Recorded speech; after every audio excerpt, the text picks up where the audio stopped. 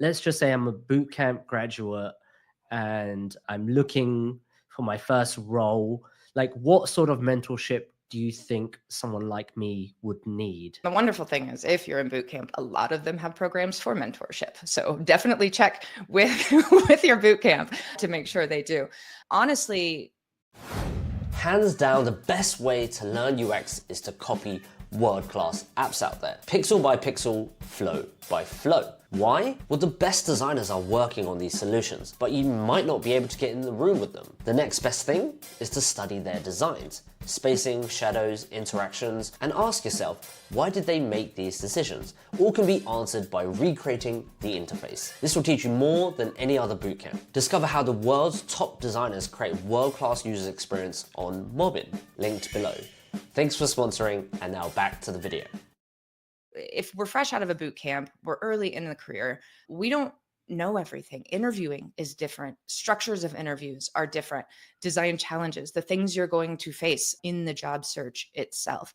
I've talked with a lot of individuals in the same scope of what you're talking with, and so many focus on skill. And I think that's great. Like, look at those areas in which, where do I need improvement?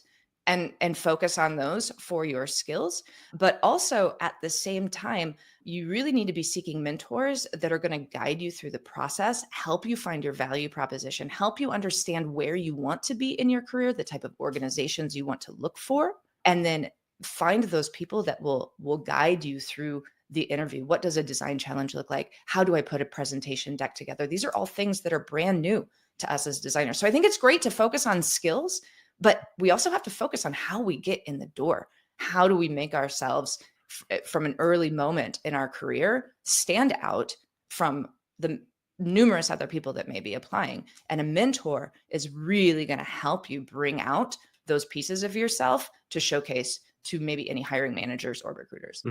I'm still this junior and I'm like, okay, mentorship is important. I want mentorship. Let's just say it's someone at work. What do I say? Do I just say, "Hey, I need your help. Like, can you be my Hey, you, yeah, exactly. tell me. Like, you have 3 hours every month for the rest of my life. Like, what do I say? Yeah, that's a really great question, because I think sometimes if you actually approach somebody with, "Hey, you want to be my mentor?" Like that's almost overwhelming for a person, right? Like, ooh, all of a sudden I hear mentor and I'm like, ooh, do I have the time for that? Like, I have to think about my own time constraints. What am I going to have to put into it? What do I get out of it? Those are natural things you think about it. So I think rather than saying I'm seeking a mentor, would you be interested? It's more just start with questions, right? With people at work, or, hey, can I put 30 minutes on your calendar? Just, I have a couple questions for you, right? And you'll find that people are more than willing to do these things if you just angle it as, hey, can we sync up? Can we ask a couple questions with each other?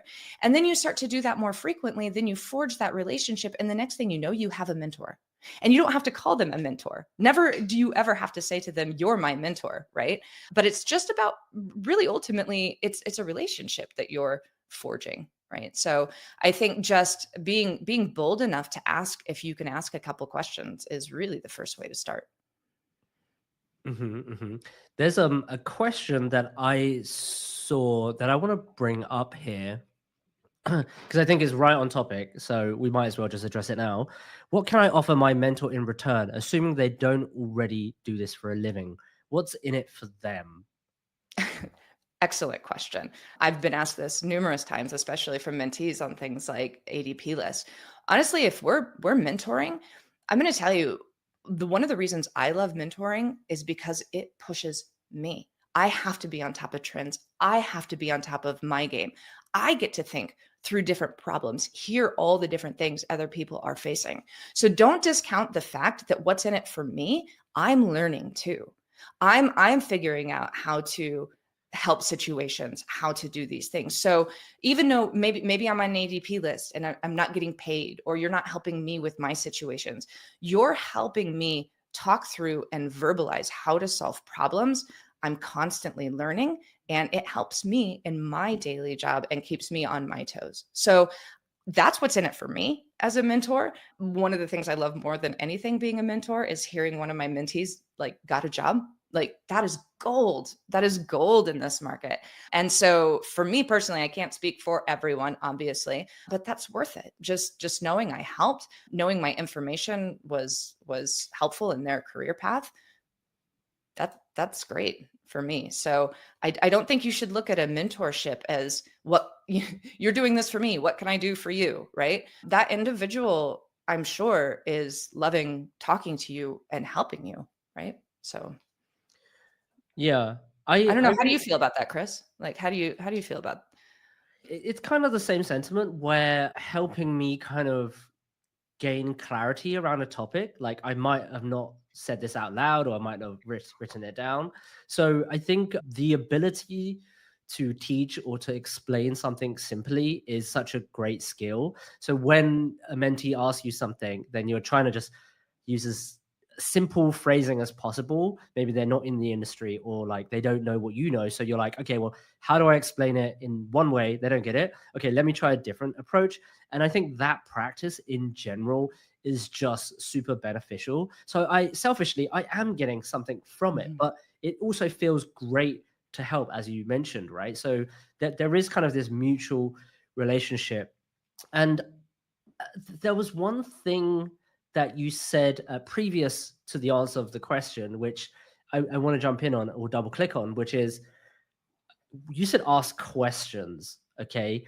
And I guess, have you had any experience of like terrible questions, or ones that you're like, okay, that's a great question, happy to jump in, or ones that you're just like, what is this person after? Yeah, I think, gosh, the first thing that comes to my mind with that is preparation, right? Mhm. Don't walk like, especially an ADP list. Let's just start with that, right? If you create a session there, don't just walk in and expect a mentor to ask all these questions and pull out of you what's going to be helpful. You are going to a mentor for a very specific reason. Perhaps it's a portfolio review. Perhaps you're trying to solve a problem. Be very clear about the help you're looking for, right? So I've certainly had sessions where people are not prepared, and the last thing you want to do is sit and stare at each other. But also, I've just, sometimes there's only so much help you can give, right? Like I Yeah. feel like sometimes, especially in this job market right now, I'll be really forthcoming. A lot of the mentorships that I have and a lot of the mentees ask me, what can I be doing better? How can I be doing this? How I've done this, X, Y, Z, all of these things. Well, sometimes it's just consistency, right? And so Mhm. I think if you look for something different and something magical, some big recipe that you haven't heard from another mentor, you may be a little disappointed along the path. So go in with your expectations set as well. Don't think a mentor is coming in and going to solve all your problems. They're going to help guide you down the right path. So Yeah, right. You still have to do the work, and right. like, yeah, it's definitely not a silver bullet thing. Like that person won't just give you the job. Like, Right. so Right. yeah, you have to do the work. And frankly, most of the conversations that I have is just like, well, have you done X, Y, and Z? And yeah, I do flip it and turn it around and be like, well, what is your input to this situation? And then what have you done? What have you tried? And 9 times out of 10, like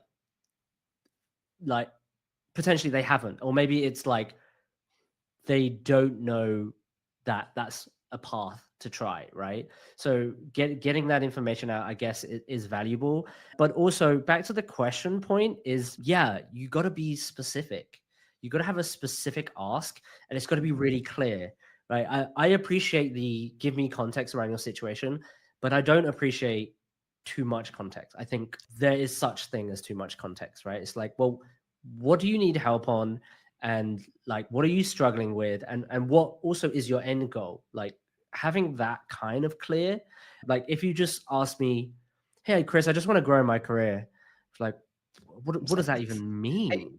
yeah, I, agree. I actually, yeah, I actually got a DM today, and I was like, well, okay, just makes it really awkward for me, right? Like I want to help, but how do I respond? So yeah, that's interesting. Okay, so let's go to another question from Lucy. Want to listen to the full conversation? Click the video on screen now. Subscribe to the channel if you want to join us live. Oh wait,